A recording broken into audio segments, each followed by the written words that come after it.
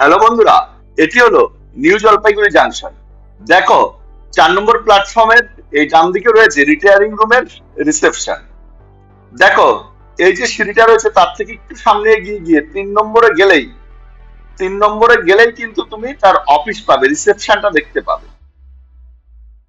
আর ওই যে সিঁড়িটা দেখালাম ওখান দিয়ে তোমার ডরমেটরি রুম উপরে। দেখো, আমি সামনেটা এসছি, যেহেতু আগে আমি একবার এসছিলাম এখানটায়, এই যে অফিসটা রয়েছে, এই জায়গাটাই ছিল তোমার রিসেপশন, কিন্তু এখন তা চেঞ্জ হয়ে উপরে নিয়ে চলে গেছে। এবং আমি আগে যখন এসছিলাম তখন ডরমেটরি গুলো সব কিন্তু নন এসি ছিল। এখন কিন্তু রিটায়ারিং রুম সম্পূর্ণরূপে এসি হয়ে গেছে, ডরমেটরিও এসি হয়ে গেছে। অফিসে এসে আমি বুকিং স্লিপটা দেখাই এবং আমার থেকে আধার কার্ডটা চাওয়া হয়। এবং D33 ছিল আমার রিটায়ারিং রুমের সিট নাম্বার, বেড নাম্বার। এই যে দাদা আমাকে নিয়ে আসলো, তখন রাত কিন্তু 2:40, মানে প্রায় 2:45। তাই রাতের বেলায় আমি কোনো ভালোভাবে তোমাদেরকে দেখাতে পারলাম না। হালকা করে এই যে রাতের বেলায় এইটা ছিল আমার বেডটাকে দেখালাম। সকালবেলা ঘুম থেকে উঠে তোমাদেরকে আমি সম্পূর্ণ রিটায়ারিং রুমের রুম ফ্যাসিলিটিস, ওয়াশরুম এবং কতগুলো এসি আছে, কতগুলো বেড আছে, লকার সিস্টেম আছে কি নেই, সমস্ত কিছু দেখানোর চেষ্টা করব।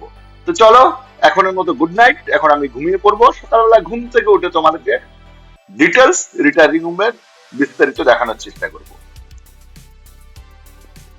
যেহেতু আমি রাতের বেলায় গেছিলাম তাই আমি নাইট স্টে করলাম।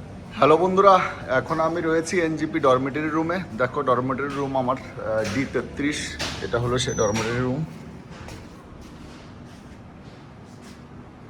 এই যে সম্পূর্ণ এসি রয়েছে, টোটাল 13খানা বেড রয়েছে এখানে। আমার এই বেডটা ছিল, এই আজকে সকালবেলা আমি উঠেছি। দেখো, এখানে চার্জিং পয়েন্ট রয়েছে 2খানা।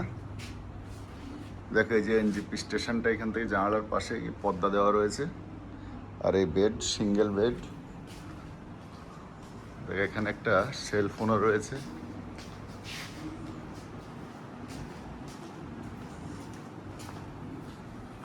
দেখো, এই লকার সিস্টেমটা মনে এখনো স্টার্ট করেনি, তবে লকারও দেবে। এই যে নতুন লকার এনেছে। এর আগে যখন এসেছিলাম ডরমেটরিটা এসি ছিল না, নন এসি ছিল।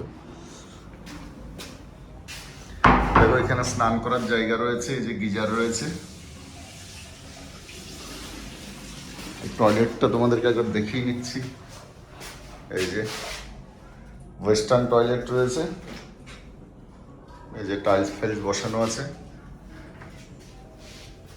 এখানে একটা আয়না রয়েছে, বেসিন রয়েছে।